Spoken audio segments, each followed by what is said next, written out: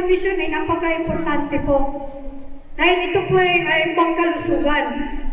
So, kailangan po talaga natin na palusog tayo dahil ito po ay kailangan natin sa pang-araw-araw na trabaho natin, kailangan ay malusog tayo. So, dito na po yung libreng servisyo na galing kay MP na of course yung mga volunteer doctors natin, magpapasalamat din tayo dahil naging posible ito o nasagawa natin ngayong araw dahil sa effort nila.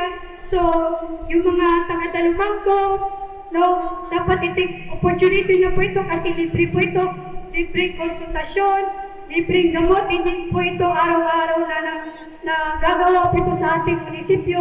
Kaya hiningayan ko po yung mga taga-barangay Talumangco, mga mapon po tayo dito.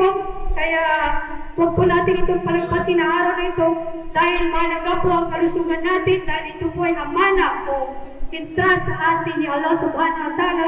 Kumbaga sa atin sa Maguindanao na adang tawagi po lawas kanwa.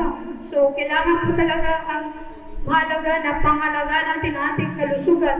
So sa ngayong araw na po ito na para po maumpisahan natin yung medical mission natin, so nagpapasalamat din tayo kay Dr. Ismael Timaran na siya po ang kasamahan dito na ni MP sa pag-implement ng programa nito, yung mga taga-service ng mga doctors. Salamat sa walang pagod niyong pagbigay serbisyo na libre sa mga mamamayan ng Sultan Kudarat. At ito po ay malaking tulong na po dito sa amin sa bayan ng Sultan Kudarat dahil hindi na po sila mahirapan papupunta ng mga hospital o mga minor lang na mga kanilang mga kailangan ay konsulta sa regarding the health. Nandito na po, kailangan na po nila pumunta dito sa ating gymnasium, libre na po ito.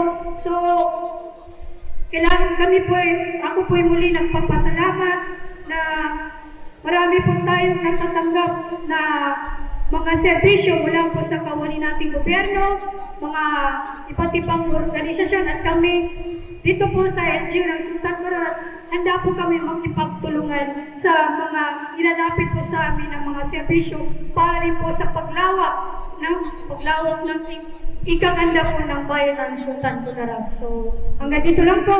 Wassalamualaikum warahmatullahi ta'ala wabarakatuh.